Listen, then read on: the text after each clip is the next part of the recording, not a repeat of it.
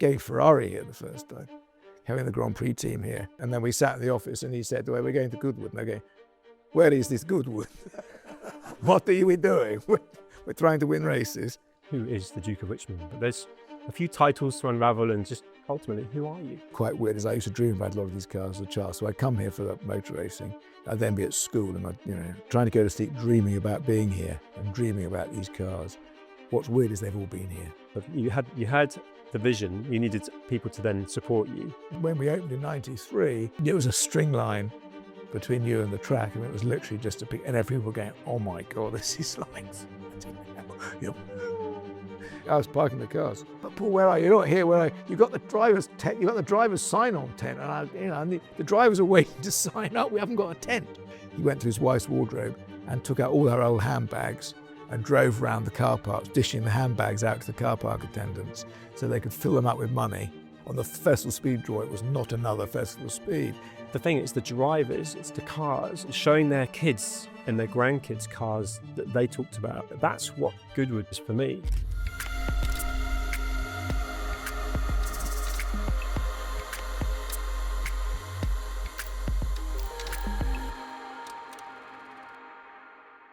The Duke of Richmond. I've been so looking forward to this. Thank you for inviting me into your home as well. Pleasure. It's great to have you all here. And my first question to anyone I film with is, who is the Duke of Richmond? But there's a few titles to unravel, and just ultimately, who are you? Well, it's an interesting question. I'm the 11th Duke of Richmond, actually, bizarrely, and obviously, and I was Charles March, Lord March, before that. So the title moves as the eldest son dies, if you like. The eldest member of the family dies, the title moves up.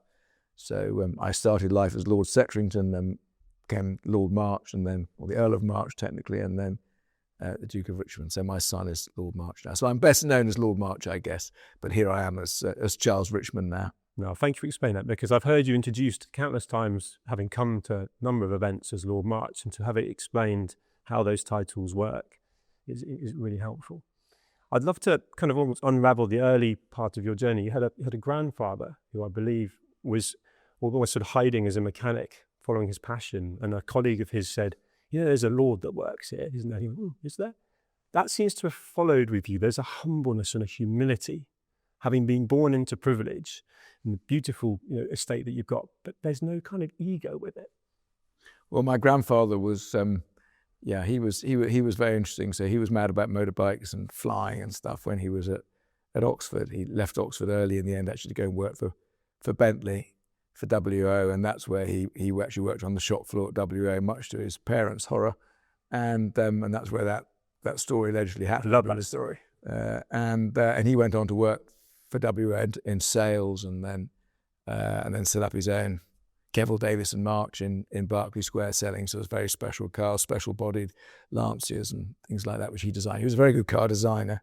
I've got a lovely AC, which 1934 AC that he designed. So he was good. He was a very good artist, actually, good draftsman, good engineer. He loved clever small cars, and he was very humble. He hated any sort of pomposity. He didn't love the establishment much either. So and I spent quite a bit of time with him as a child, I guess. But he was the guy who started motor racing at Goodwood. He flew a lot in the 30s. He allowed the airfield to be built by the RAF at the beginning of the war, and then that was it was that perimeter track they built around the airfield that got turned into a racetrack. So, and he was a very successful driver. He didn't race very much, but his actual sort of statistical record was pretty good at Brooklands, and he loved little clever cars. He was racing, MGs against 4.5 litre Bentleys and doing really well. He had the first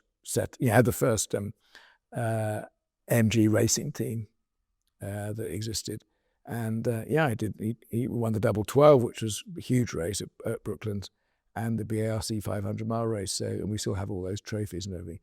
But I guess his parents hated it, so that had to stop. And then after the war, an Australian, Tony Gaze, who became a big driver himself, an Australian Spitfire pilot based here, came up to see my grandfather and said, look, you really ought to look at this perimeter track. It could make a great circuit, because all the young pilots were thrashing around it, in the evenings and things. So him and John Cooper went down there, had a look at it, they had a 500cc Cooper they drove around. They went the wrong way, the other way first apparently, and then literally within months they had the first. So September 1948, they then had the first race meeting there, and I suppose you can say the rest was kind of history. But he opened it, and we used to come down every year as children. We didn't live here then, and then in 48, he opened it in 48. Then in 66, he shut it down. And shutting that down was because the cars were just ultimately getting too fast, and it was getting dangerous, wasn't it? Well, there's lots of speculation. I mean, I never asked him the question, annoyingly. He'd think it was crazy what we've done now to have started it again. You'd think we'd gone absolutely, he wasn't interested in nostalgia or anything really. He couldn't understand why they wanted to get Brooklands going again after the war, and all those sort of things. I think after the war, there was a real feeling that the world had moved on, so they didn't really live here. The house was shut down. It was a hospital during the war. They lived here in a couple of rooms, literally, and I think their feeling was that was the end of the whole. This type of world gone, and so many houses were knocked down. So many houses, thousands of them were knocked down, and they kept the house. They kept it open for just the horse racing and the motor racing. Really, they didn't live here much at all afterwards, and it was all in a pretty, I guess, sad condition, really. Yes. But I just think in terms of people's values and things, that just that whole world, they just felt had disappeared. So they would open the house for the big Easter Monday motor racing meeting, which we used to come down to. I loved it as a small child. My grandmother was wonderful. We had a fantastic time here. And she really worked at that relationship with my grandfather. So my grandfather sent me all the car books at school and the veteran vintage magazines and things. But a lot of that was her sort of behind the scenes, sort of kindling, I think, that relationship. And so, of course, I fell in love with the whole car world. I mean, the automobile book by Ralph Stern played a big part in my upbringing because I was given, he gave me that, and this was like big colour pictures of these fantastic looking cars. And I met all the drivers, I mean, in this room, we'd meet drivers, and I'd sit with Joe Bonnier, or they'd all be here. And I remember meeting Jackie Stewart for the first time. I must have been about 10, And my grandfather, so maybe even a bit less actually. He was here with Jim Clark, who was his great friend, and my grandfather was saying, "Watch out for that Stewart man. He's going to be world champion probably one day." Because Jackie was discovered here at Goodwood originally by it was the circuit manager who rang Ken Till and said, "You need to come and have a look at this guy going around. He's pretty quick." And literally, Ken signed him kind of almost there and then. You can feel it when you come in. Your front door to the house is just outside of the music room we're in now, and I've been out there as a fan for the Festival of Speed since '97. I came here not knowing what to expect. Someone said it was a hill climb. And I thought, I've been to hill climbs before, and there's no racing, and there's a lot of waiting around, and what's this all about? And as we're a little bit late, I say late, it's probably still only 8:39 in the morning because it starts so early. You could pack it all in, and all you could hear was what was pretty clear was a modern F1 car screaming, and it was Eddie Irvine in a Ferrari, and I was hooked to then understand and learn from all the different stories, like you just said, the history entwined. Is that what is the kind of almost the secret sauce? You couldn't replicate this anywhere else in the world, as far as I can see. And just going back to the fact that entwines your relationship and Goodwood's relationship with drivers that want to come and be part of it. Yeah, we're very lucky to have the history. Obviously, it was a challenge getting it. So in the early 90s, we had the idea, the sort of beginning of the thought of could we get the track opened again. I came back to live here, sort of 91, 92, and we needed to drive more revenue. There was obviously, there was just the horse racing really was going then, and I thought, well, I was always mad about cars and races. I was going, well, what about getting the track going? Started to have those conversations with the local government, and there was a very sort of, So this is planning, noise. Noise really. The problem, I mean, it's a bit detailed, but the problem was that after it shut down in '66, they used it for a long time for testing, but in a pretty, it was managed but not very carefully. So there's a lot of kind of illegal F1 testing and all sorts of things going on, and the cars will sort of turn up and run almost. So and noise was an issue, and I guess that wasn't really properly monitored or looked after. So we had a noise abatement order slapped on the track, which caused a lot of problems. So they couldn't really operate properly then, and you can't. That's a legal that's a legal process that's very hard to get out of. Once you've got that applied, it's very difficult. So we had to somehow get that removed in order to be able to operate at all. And that was the problem, really. So in order to remove it, we were going to need to do things to the circuit to reduce the noise somehow. What could we do? Do we build, sound attenuation banks? What do we do to try and cut that back? And of course, that required big engineering works, and that needed planning. So that it was a sort of catch-22. I couldn't get the planning, and without the planning, I couldn't get the noise abatement order removed. So it was a big problem, and it was pretty clear that this was not going to happen straight away. It wasn't, if ever, but it was going to be a challenge. So then I had the idea of maybe we could do something here. Could we do something, because they couldn't stop me doing anything at the house, bizarrely, because there was no noise abatement order on this area. And the 28-day rule applied, so you can do anything within reason in this country for a certain number of days.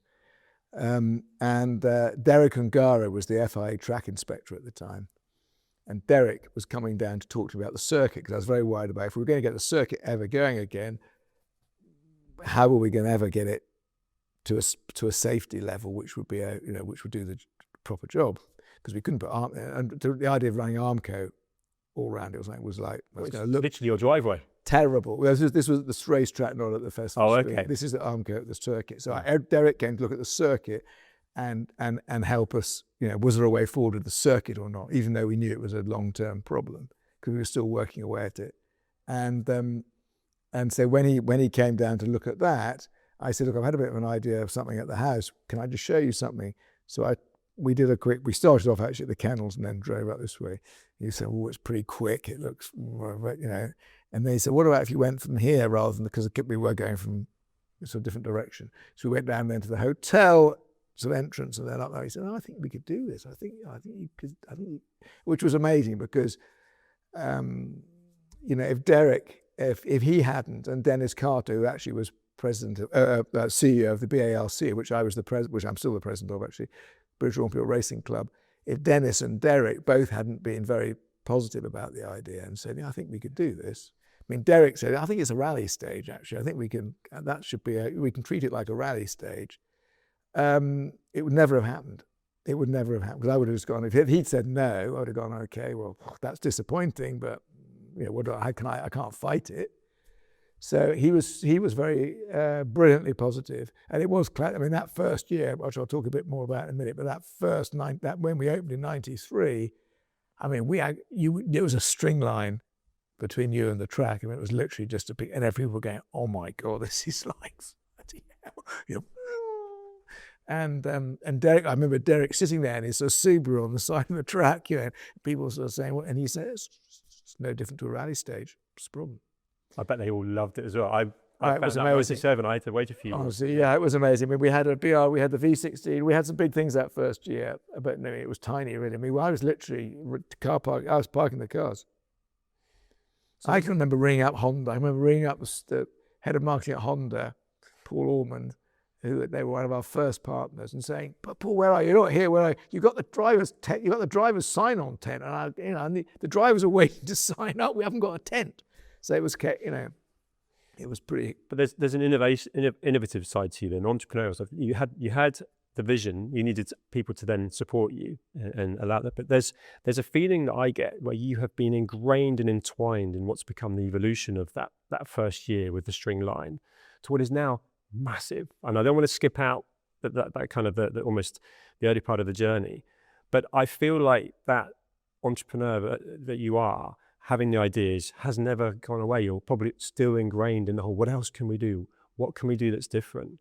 And have you allowed yourself to look back over what is now such a, decades now of hugely entertaining, incredible events, and allowed to see how far it's come? Because I'd love to get the numbers from you. And it's huge now as an event, isn't it? Globally. Yeah, no, it's great. It's been a, but it's a weird thing. I mean, it's no different. Funny enough, it doesn't feel any different to me. People say, "Oh, it's changed a lot." Weird, it doesn't feel any different. The pressure feels in a way, feels just the same. We've had brilliant people working for me, brilliant people helping us. And I think, what's been absolutely amazing about it from the beginning is, I think it's just the enthusiasm for it. So, that first year we had no idea. Obviously, the digital world didn't exist back in '93. So we were just, out there trying to market the hell out of it, saying, hey, look, we're putting on this new event. No one's ever heard of it. It's called the Festival of Speed. Come. It's £20 a ticket or whatever it is. But again, almost no tickets sold in advance in those days. It was like tickets on the gate.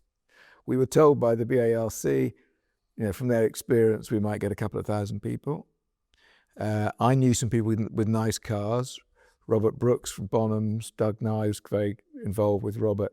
So Bonhams came in. It's called Robert Brooks then. It wasn't Bonhams at all. That was later on. Robert came in as a sort of sponsor that first year, and obviously with his connections, he knew a lot of the owners and where the cars were and stuff. So we tried to put together a pretty sensational group of about, was under 100 cars. And then invite all of the owners, and some of them were friends, and literally, I said, we're literally parking the cars. But I opened up, I've said this story a lot, but I can remember, I was pretty nervous, probably didn't sleep much that night. Woke up early, opened the curtains of my bathroom at like 6:30, and bloody hell, it was like Woodstock. It was mad. I mean, there were just people. So we thought, wow, we don't really know how many people turned up because they broke down the fence.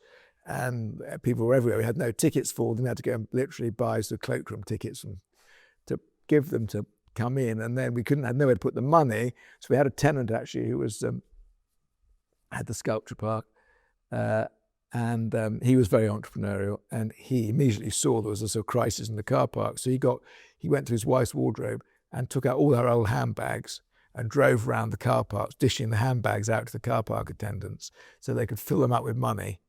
And then he drove his old BMW around with a boot tape, literally putting the money in the back of his car. So it was just everyone mucking in. Everyone mucking, but it was pretty chaotic. Did you get quite excited? Did you allow yourself to get excited at that point? It was a very, very, very stressful weekend, actually. And we were all, it was a weekend none of us will forget, because a motorcyclist, Chaz Guy, was killed on the track within the first 2 hours.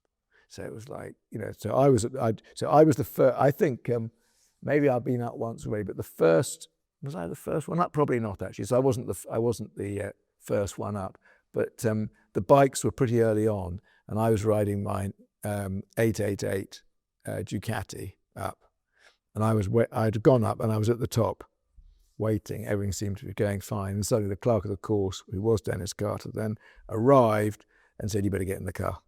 So I got in the car, and he said, "Okay, look, this isn't great, but this has happened. Chaz Guy's been killed. He was on a Vincent, lovely Vincent motorcycle. I said, lovely guy. He was determined to beat the Hondas, the new Hondas, and who knows what happened. Chaz went through the finish line, all good, and he got a terrible tank slapper on post the finish line, shot into the trees and hit a small tree. I mean, literally, it was nothing. It was these. I mean, one thing I've learned over the years really is that these accidents are every accident's really weird. It's very hard to try and mitigate for an accident is very difficult, because they always happen in the weirdest ways. But anyway, that was awful. So I thought, well, that's it, finished. What a terrible thing. We started this event. What a horrible thing. That's all. What a disaster. That's it. It's over. Finished. Won't do it again. And I guess everyone goes home at this point or something, or we get shut down, or what happens. And then he said, no, we have to carry on at this point. This is what happens. And there will obviously be an inquiry, and the police will get involved and everything, but we carry on. We control, we run the track, we carry on. And Chaz's family were here. That was all pretty difficult. and it was very, very, we all very, it was, we said we went here, we went down here. Yeah, sure. Very emotional. And then the weekend seemed to go on forever. So then it was only 2 days then. So that was Saturday morning. By Sunday, it was like we'd been around the world 25 times or something. And we were, everyone was so exhausted. And, we ended on, we had such lows and then such highs because everyone was so enthusiastic about it. I saw, when I saw grown men crying, hearing the V16 BRM fired up for the first time in how many years, I thought, well, this is something really meaningful to people. And that's how and then it was kind of, well, that was it. And then we finished it. And then it was actually for a long time, for many years, every time we did one, we were never going to do one again. Oh, really? It was like, never doing that again. That is just beyond manageable. And then how did they, it was like did you take time out and then go, okay, we're going to do that? Yeah, but other people say, because you've got people, I can tell you that, because I've been coming since 97, I've walked past people like Jochen Mass, who are running past you with a helmet, who've just gone up the hill in one car and they're running back to the paddock to get in another car. And the smile on his face is, he's loving it. And that's the thing, it's the drivers, it's the cars, it's grown men that and showing their kids and their grandkids cars that they talked about and they were talked about by their parents when they were younger. That's what Goodwood Festival of Speed is for me. It's the modern Formula 1 cars, sports cars. It's the historic and everything in between, supercars. And I think that's the other thing. I remember going to Earl's Court Motor Show with my father and seeing, I remember memorably the F40 being launched in 88 or 89 and just seeing the car for the first time. Now you've effectively got the British Motor Show here and you get to see them going up the hill, you get to hear them, you get to see them. Did that creep into your vision? Did that happen organically and manufacturers start approaching, or did you have the innovation to kind of think we could make this a lot bigger? No, I think we were, I think from the beginning, that we wanted it to be something. It wasn't like let's do a little event. We definitely, we're ambitious. We wanted it to be something. That first year we wanted it to really be something and to go somewhere. I don't think we, honestly, as you said just now, I mean, it has been amazing. It's grown like crazy, but it's kind of from, honestly, the moment people arrived that first day, it just kind of had a life of its own in a weird way. It was like, just going to go. And it just had an energy all of its own.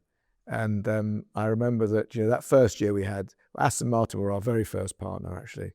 And we had Honda, Citroën, Bonner, Robert Brooks, my idea was, could we cover our costs with those partners, and could we, and if maybe the spectators would be, that would be our sort of extra bit. If we could just about, I mean, it was amazing, really. We did pretty much just about cover the costs. The first year was just about came out of it in one piece, it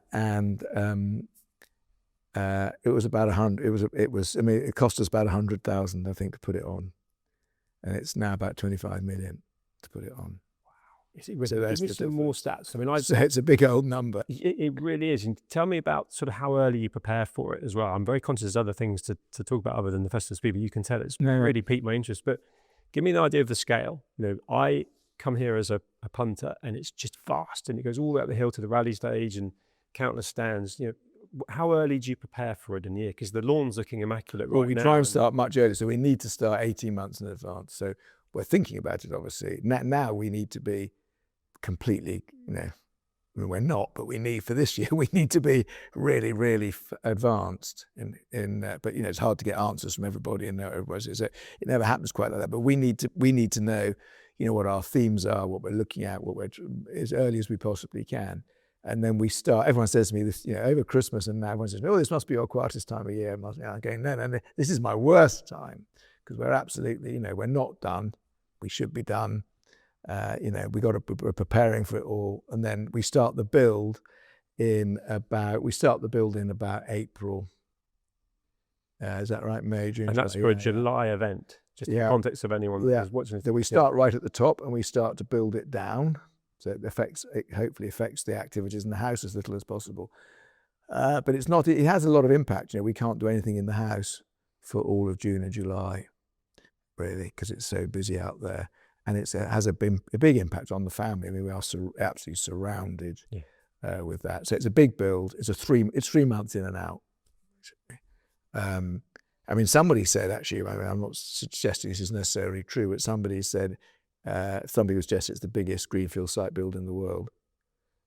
Because you look at the stands as well. So obviously, there are some huge, there are some huge events in the world, huge music events and things as well. But in terms of actual, and also cost of build, and that number I mentioned now that's just what it costs us to put it on. That's not what all the stands are. You think every manufacturer's, not quite so much now in the world we're in terms of the builds, but sure, they are building huge. They're building, like a dealership almost. Yeah, exactly. Sure. I mean, they're incredible. The manufacturers and some of the brands that now take a stand, if you like, the structures are so impressive. So that's a huge build, and then they're all on site for a month building that, and then we've got to get them done on time. And so the overall commitment and the overall investment, some of those, I mean, they're investing millions in the weekend. But that makes this, a lot of what you're doing there, a hub for businesses to thrive within. That motorsport and the automotive community must be, I mean, I almost feel like at this point, I want to thank you for the incredible memories spent with friends, family, and coming here. So I've actually done 3 days in a row as a younger version of me, because you just couldn't get enough out of it. And I come with a good friend, Patrick Connolly, and we would just have a different experience every day. And so that's my personal appreciation and thanks to you, but countless others that benefit from that. I want to bring up that entrepreneurial piece, and I want to bring everything into the estate, the sports, so the horse racing, the cricket, the golf, the kennels, and probably flipping that to you, all sorts of other business interests that you've got, because that part you said where you were at one point looking to generate more revenue, the aristocratic, old English money that often had great big estates that are very expensive to run without cash flow, without income coming in. There's some really sad stories about how those families have deteriorated and not survived. So that's where that entrepreneur that you are, the vision you've had to create what you've done here. I want to know at what point you sort of change your focus. So where I'm going with it is the Festival of Speed is now, the monster it is. Do you flip it to then looking to sort of accelerate the golf, the horse racing, and what else can you do kind of thing? Is that how your brain works? And so have these different pillars of income for the estate? Yeah, we're absolutely trying to grow all the time. We've got too many different things going on. Probably got a lot, right? 29. What have I not mentioned? Farm shop? Or 29 profit centres, probably. Well, we've got you're right in the sense that traditional estates, a traditional estate as a business is difficult. Farm, forestry, property, those sorts of things. Overheads. That was just a huge, COVID was pretty terrifying, because we just had a massive fixed overhead and absolutely income zero. We employ about 750 people. So we really need to be profitable, and we need, at the same time as being profitable, support. The long-term plan is we've got to keep the place going. So we're not trying to make lots. We're not trying to be soups. We're not trying to be super clever. We're not trying to squeeze everything out of it. It's got to last. So we don't want to do things that damage it. And the festival is a worry in that sense. It does do quite. It takes. You get nothing for. You can't have something for nothing. It takes quite a toll on the ground and things. But the most important thing, the whole reason for all of this, in a way, is to keep it all alive and well. Yes. And make it relevant to a modern world. So it's really to take our history, take our heritage, and make the most of that. So that's good for everyone, and also make that useful, turn that into a business. Which you're doing, and the whole community benefits then as well. Can I humanize you for a moment? There's a pressure coming from the sort of the hierarchy and the heritage and history that you've got, that almost puts that pressure on you to sort of be the next person that does something innovative and make sure that everything survives and thrives. Have you embraced that at all times? Or have you had moments where it's almost intimidating and almost a burden? Before, of course, what you've done, those earlier years where you were creating the things you've done, Was that something you thrived within, or was that something you found? Well, I think it's probably, it's definitely inspiring. It's fun, it's inspiring. We've got to make it work. We've got a fantastic opportunity. We've got this great palette. Often our little mantras are horse racing, motor racing, golf, flying, shooting, and cricket. All together in one small place in a way. I mean, it's all just here, and those are all just sports, activities which various members of the family over 300 years they really loved. Yeah. So it's all come through because people love doing it. No one tried to be smart. None of this has been dreamt up because someone's trying to make some money out of it or anything. It's just that people loved it, and they were lucky enough, I guess, to be able to indulge in their passions. But at least they were busy, and they were doing stuff, and they were involved in they're very political as well. They were doing lots of things. But it started off with the hunting. Our first fox hunt in the world was here. That's why it all started. Kennels was built, the hounds were all here. That was a big thing. Cricket, 1702, the first game of cricket was played here. We've got the earliest written rules of cricket in the world, which is big. So 300 years next year was a big celebration. 1727, those laws, I think they call them, were written. So we're very involved with cricket and really early. And then horse racing started. Cricket was 1702, the first game. The first horse racing here public horse racing was 1801. And so these things have been, they've been going, they're already institutional, really. The horse racing has been going a long time. But it's been great to try and, I guess what's been exciting is brand's a bit of a commercial word, but it's trying to create this, what does Goodwood mean to people? Why do people, love it? What is it that makes it all happen? And trying to bring all these sports back to life and make something of them and create this unique sort of, this unique feeling. Yeah. And I think the place itself has a lot to answer for in a way. I think, people have done these things because they love doing them. They were super enthusiastic. I hope that feeling carries on. It doesn't feel commercial. It feels like it's being done because we all love it. It's important. I mean, sheer love of life is one of our values for everyone who works here. And my sort of, my point about that to them is that if I don't love doing it, you're probably not going to love doing it. If you don't love it, why are our customers going to love it? You can feel that. They've got to love coming. They've got to love doing it. And we're super lucky because we're also doing stuff that people love. So what more? That's very lucky. We're not doing boring old stuff. So that's very, very fortunate. But I do think the place itself, from the very beginning, those early days of the horse racing and things, they were racing their horses up there anyway. Because so many people used to come up and they started to watch things, it became a public event. So there's always been this very much this shared, it's a shared experience. Yes. It's like, we love our horse racing, we're going to race our horses, but you can come and enjoy that as well if you want. I love that because that parallels the sort of the string between anyone and the track or the driveway for your first Festival of Speed. Build it and they'll come, but you're doing it because you wanted to. Your passion in that instance has led to countless people coming over the years and previous sort of generations. It's fun trying, remember in those early years, trying to get the right cars here. Yes. These cars didn't exist then. I mean, 30 years ago, an auto union or something, they were still in East Germany pretty much. There just wasn't one.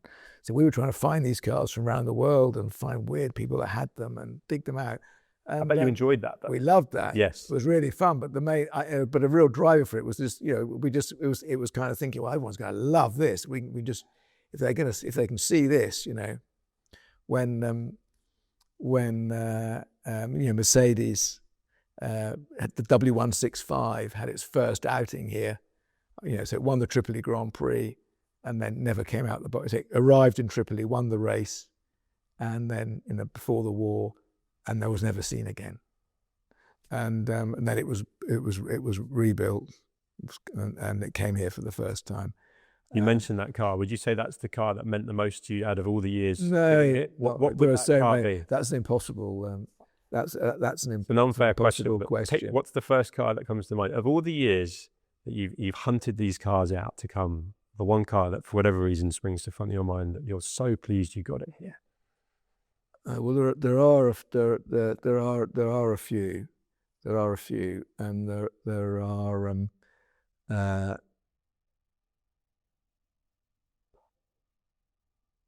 mean, it was because no one knew where they were then. Really, now they all know where they are, and we know everything. I mean, getting Jim Hall to bring the Chaparrals the first time was getting Ferrari here the first time, having the Grand Prix team here.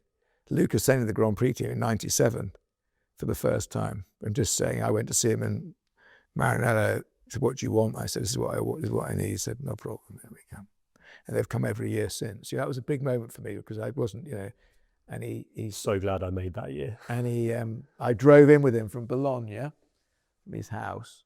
And when I heard him on the phone to his office saying, I'm in the car, I'm coming, I want to see Mr. Braun and Mr. Todd, everybody. It was, and then we sat in the office and he said, well, we're going to Goodwood. And I go, where is this Goodwood? What are we doing? We're trying to win races. And he said, no, we're going. So I bet lots of business has been done here since. So those were big moments. Those were a big like, oh my God, okay, this is a big step forward. And getting the Chaparrals, I remember I came out of the dining room window, so it was French door, and this guy ran into me, knocked me over to like 8 o'clock in the morning or something. He said, "Oh, I'm so sorry, I'm so sorry, I'm so sorry. I've come from Chicago. I've come to see the Chaparrals." And I thought, wow, we've shipped, because they hadn't been out of Texas for, no one had seen them for years, if ever, and suddenly Jim brought them, and this, these people came all the way from Chicago to see a car that was in America anyway because it was the first time it had been seen. So, Sure. So to get those really obscure, first car with a wing, first car with, the sucker car with the Grand Force. Yeah. Is there a car that's eluded you to this date? You still haven't got it here, but is on. Oh yeah, top of your list. well, there definitely are. There are obviously a few cars and a few drivers that we never got, annoyingly. But I'm trying to think what car in particular we would. Because I can imagine you're relentless when you're after something. Well, we want the best one. Your passion. So we want the one that's we want the one that is the one. So I think that's another important thing about both events, is that I want people to see the best cars in the world. So when they see a car, even though they don't know that is the one, we want it to be the one, if at all possible, because I think that just sets a whole feeling to even if they don't know it is, if they're all that good, it suddenly becomes something beyond just bringing a load of cars together. So so to get the best cars in the world here is really important. Yeah. And I used to dream about. So what is quite weird is I used to dream about a lot of these cars as a child. So I'd come here for the motor racing.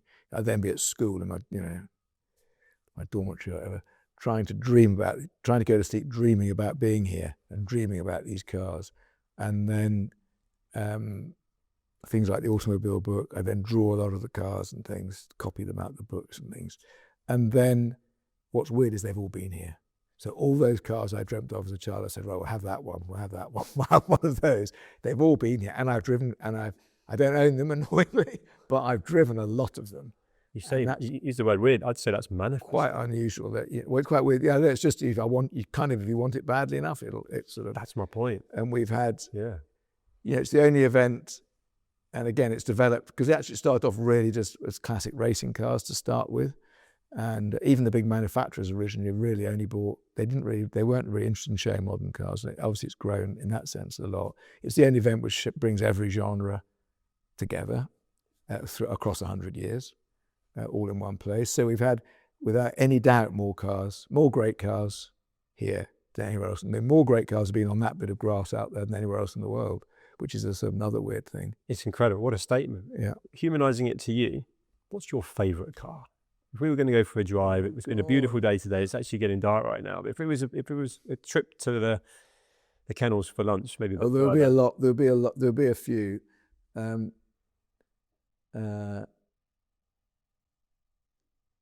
the car I most regret not owning is Sterling's 250 short wheelbase, which I did have the opportunity to. That was a missed opportunity. But that car, which Ross Bourne owns, is the Goodwood car. It's the one he won the TT in, famously listening to Raymond Baxter on the radio. So the car arrived from Italy, fitted with a radio, and it arrived, I think, on the morning of the. So it was Rob Walker livery, Rob Walker team, and I think it was late. It arrived literally the morning of the race, I think, pretty much. But it came with a radio fitted as weirdly as standard. So Sterling ran the race listening to the commentary of him winning the race. That would be a car I'd love. That's that dark, the dark blue one. A6 GCS Maserati. There's one there's that light blue one. I think there are two. You have to buy two there. You've got to put the bodies and the engine. You've got to put them back together again. But I've never driven that. That's a beautiful thing. But I've been lucky. I've driven so many. I'm a big Porsche fan. I'm a big Ferrari fan, but I'm a big Porsche fan. And I've driven so many great Porsches. Ix's Le Mans car, 9083, which is the sort of best car almost the best car for the job out here. The Gulf, with the Gulf. I know exactly what you mean. Yeah, still have flashback to when Porsche celebrated. That's a gorgeous thing. Outside here. Mark Webber drove in, and all the Porsches parked around it. It's incredible. They're just sort of marinating in where we are right now. You live here, but for me, this is a pleasure. You just used the word. You said I'm lucky enough to have driven lots of cars, but you make your own luck, and I want to bring success into this. You have achieved a huge amount of success with all the things that you've put your hand to, and I want to ask you, sitting here now, what your definition of success is.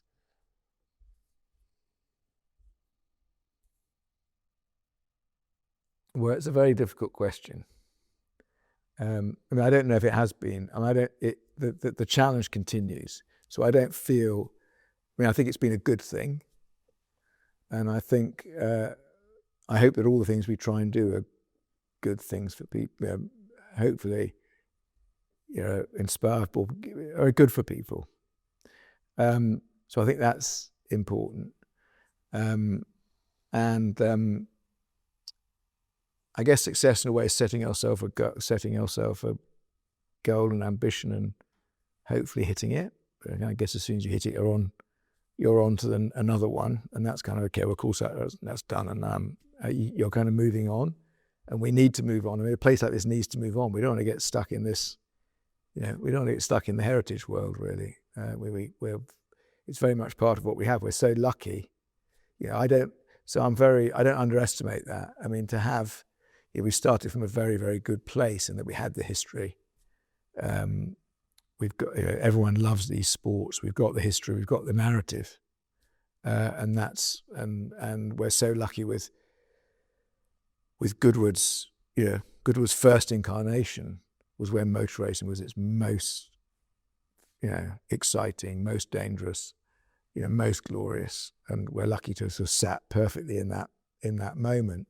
But no, success for me is really keeping, Goodwood can grow if people feel strongly about it. I'm very touched when people, we got families that you've been coming for 25 years.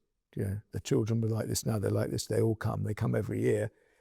When small boys say that's the best weekend I've ever had, that was my best weekend ever. That's, you can say, well, it doesn't mean, but that's meaningful.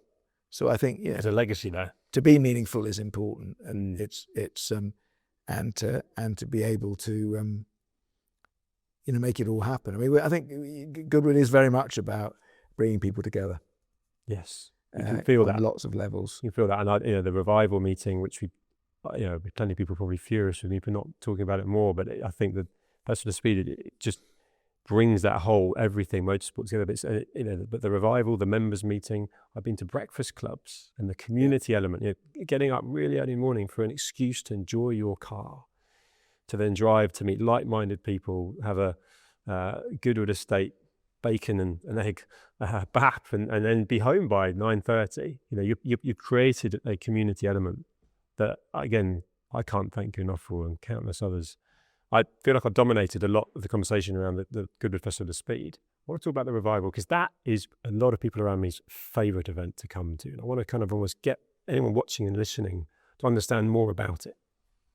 Well, revival was an interesting one, because obviously that was where we started. So we were trying to get the racetrack reopened at the beginning. And Festival of Speed happened in 93, and it wasn't. Eventually, 98, we had our first, we got planning permission to open the track, literally kind of pretty much the morning if we did it. And then September 98, extraordinary 50 years to the day that the track opened originally. That wasn't an intentional thing, it's just sort of how it panned out. And seeing that come to life, so trying to create that, and then thinking about how we could really kind of deliver again, create again what Goodwood was all about in the 50s and 60s. And I guess the initial idea was that we started off thinking, was it going to be a modern racetrack? So in a way, it was a good thing we did the Festival of Speed first, because it made me realise that, that was the USP really, the fact that it hadn't been touched. So you've got this great track, pretty much unique in the world. I mean, it's never been altered. It's exactly as it was. The buildings have fallen down, so we rebuilt a lot of those wartime buildings just to keep the look and feel of it the same. So in a way, it was like, how do we make this feel and look the same? Perhaps look even a bit better than it did, but have all those sort of same feelings and touch points. And then some bright sparks said, well, why don't we get everyone to bring the right picnic hampers? Well, I think we said arriving the right cars. Let's get everyone to come in an old car. That'll be fun. And then we said, well, maybe they should come, with all the right. Maybe they should even dress like they were there. So that wasn't your idea, because that was my. Well, it might have been I don't know, but there was a lot of. It kind of grew, and then there was a lot of people. People loved that. A lot of people said that isn't going to work. That is not going. That is not going to work. We can't do that. So but you made it optional, so people can. Well, we didn't make it optional in the paddock, so it wasn't optional from day one. It wasn't really optional. You had to, if you were going to go in the paddock, you had to make an effort. So it was members only in the paddock, which was a good idea as well, actually. And then because that's what drove the whole GRRC thing at the beginning, when no one really knew what it was. And then it was, you got to wear a tie, or you got to wear a sort of tie on a jacket, or you certainly can't wear jeans and trainers. And there was style police. So, it was kind of fine to smoke in the paddock, but not to wear trainers. It took a bit of time. There was a bit of, so it took a few years. But then, as you see now, if you don't make an effort, you feel a bit uncomfortable. And I'll get kids coming, and they go, "Oh, wow!" They're a bit cross really about having to sort of make this effort. And then when they're there, they're going, "Wow, this is so cool. We love it." And it's become obviously a big thing. But it's also turned into, revivals become really interesting, because it's got a very modern, even though it's celebrating this moment, I don't think it's not all about nostalgia or anything. So everybody looks amazing, which gives it a great feel. Everyone makes a big effort. That's another really important thing. So everyone thinks they're in the film. So that makes a huge difference. So, I guess that's all we want to feel about all our events, but the revival's definitely the most intense, where the people there are all in it. Yes. Yeah, they feel that, and they don't want to leave. That's not extraordinary. They don't like leaving. We can't get people to go. Literally, people say, no, we don't want to go back out there. We like being here. And that's really nice. But it's become about, so the whole fashion thing's become about, revive and thrive. Well, the whole ethos of the event really, and especially around these old cars. These old cars are good. These are good for the environment. These cars cost us, they're not costing anybody anything. They've been these great old racing cars. It doesn't matter that they're worth tens of millions or not, it's not important, but they're just been smashed up, rebuilt. They're like an old pair of lovely shoes. And the whole vintage fashion thing is about, buy the best, made to last, look after things, pass them on. So our whole motto, the whole sort of, tagline around revival is revive and thrive. So that's the real driver. And of course, it's now the first motorsport event in the world to run, to mandate synthetic fuel. So everyone's running. You can't come unless you're running on synthetic fuel. So you've got all these great cars all running on that, and it's about sustainability. So it's got a very young message, and a very relevant message. But it's these old cars mustn't be seen as bad. They're good things. They don't they don't owe anyone anything. No, love the revive and thrive. Yeah. And I also love I think I'm going to bring that attention to detail in, which I think so much comes from you. And I want to bring your own personal style in. I've seen you from a distance at all sorts of, even at a breakfast event you turned up in a beautiful Fiat, I forget the model, and you were just mingling with all the enthusiasts there. I met you in London, and where I'm going with is you're impeccably turned out, including right now. There's a discipline to that. There's an element of showing up and looking how you do. Have you ever gone away from that? Because it feels like that's important to you, and turning up, looking the way you do. Not really. No, I've always been interested in that and interested in people. Kind of, I think also Goodwood's very much. For the horse racing, there's quite a kind of that's an important message around the horse racing as well. So, famously Edward VII. So Goodwood used to be like Ascot in morning suits, and then Edward VII turned up one year allegedly with a white top hat. So all the young guys rushed out, sent their valets out to find the white top hats. Of course, next year they're all ready for him with their white top hats. He turned up in a sort of cream linen suit and a Panama hat, so a complete change. So from then on, Goodwood became sort of much more relaxed than Ascot, and quite so about men in sort of linen suits and that whole look. So Goodwood's always been quite, So I guess when we decided again to focus on the fashion at revival, and that being an important one, what people making that effort at revival, that was an important decision. And then trying to find old fabrics. So I've had lots of great suits made, but in 50s fabrics and all sorts of things. And it's not an effort, but it is, I suppose, making it is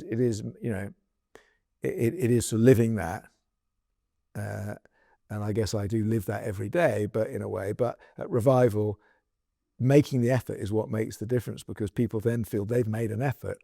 So they're not driving, but they've made an effort, and they've come and so they feel that they're now part of it. They're all in you can feel that. They're in the family. They're all there together. Yeah. Hey, look what I've done. What have you done? You haven't tried very hard, or whatever. But and then and that's a really that we had we honestly, that was when we had the idea that people should dress, and that the idea that it would bring people together. Yes.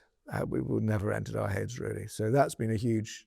Yeah, I've been on both sides of it. I've been in the side where I feel like I belong, and everyone gives you that knowing look of, and I've also walked through the paddock, and I've been dressed effectively, in sort of relatively casual attire, and you can sense the whole you shouldn't be here, or why have you not made the effort? I'm conscious of time. There's a lot here that is sort of innovative, brilliant ideas that keep kind of developing into where we are today. Can you share with me anything you're working on that you're excited about that we can look forward to that's coming? Because I feel like you've got lots of ideas, that entrepreneurial side to you. Is there anything you're excited about that's coming? Well, there are quite a few developments around, I guess, FSB and Revive, all the car thing and membership and things. We're very excited about whether we can take that, move that around the world and do other things with it. We've looked at that quite a lot. It's been, we've just got to find the right way of doing it. And it's a big question for me. Is it really all about being here? Is it really rooted here, or can we take it out? So the brand and getting that right, that's a big issue for us. We started this crazy dog event called Goodwood. So dogs have played a big part in the family. I mean, lots of these pictures, portraits painted and they've got their dogs in the picture. The hunt was the first thing here. Really, it's the reason the family came here in the first place. We got this beautiful kennels building, which was considered the most luxurious doghouse in the world when it was built. They put central heating in there 100 years for the hands before they put it in the house. So, an 18th century English aristocrat spent much more time and effort probably on his dogs and horses than he did on his house and his guests, his family. So, and coming out of COVID, we just thought there's so much interest and so much activity around dogs. So we've done this really, it is a very fun thing. Yeah. It's about the dog. It's for the dog. It's about one's relationship with the dog. It's definitely not a dog show. So that's a challenge for us, is trying to get people to understand that this is something completely different. And actually, of all the events we do, it gets the highest highest NPS score. So it's quite interesting. But it is a, and again, it's crazy. It's like Pilates with your dog. It's like, we have a ministry of hound dancing with your dog. We do a whole architecture competition with the world's greatest architects competing for the best dog kennel. We pick a different theme every. It's dogs in space this year. Lives designing kennels for space, and we've got these great architects and designers doing that, and then they're all sold for charity and stuff. So that's a fun thing, and very it's a creative fun thing. But they're not easy to get off these things. they're not easy to get off the ground. And You have a phenomenal track record. we need a lot of we've got some great partners at all our events. We've been fantastic, lucky with our sponsorships and our partners and our supporters.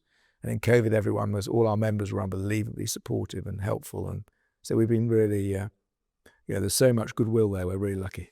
Yeah, but it goes back to that community. I mean, what you've set out to create and then achieved, everyone wants to be part of that.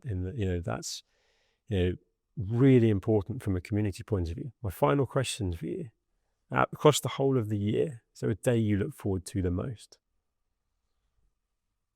Day after Festival of Speed, probably. The relief. Well, yeah, I mean, probably, yeah. Well, I don't look, but it's to come through it. I said right at the beginning. At the beginning of when we first created it, it was like, well, we're never going to do it again. That went on for quite a few years. I can remember my PA having on the filing cabinet, not another on the Festival of Speed drawer, it was not another Festival of Speed. So we wouldn't decide off until the last minute. So we're going to, are we announcing the dates or not? Are we going or not? Those early days, it was all a bit, and we were going, oh my God, okay, we'll do it again. So it was a real kind of, it was such a huge, it was a heavy lift. Yeah. That we go, and then at the end of it, you'd be so, I guess, you'd be both exhausted and happy and hopeful. Yeah. And we've had some horrible ones. We've had some terrible accidents. We've had some very difficult years. But in a way that, that makes the whole experience very, very intense. And you've got the good ones and the bad ones, and it is just a thing. But it is a relief when it's over. I can feel that from you. Well, you need to keep doing them, because myself and many others so look forward to it and so enjoy it. You made time to talk with me today. I thank you from the bottom of my heart. I hope you've enjoyed talking to me. Pleasure, no, very much. Thanks a lot. Thank you.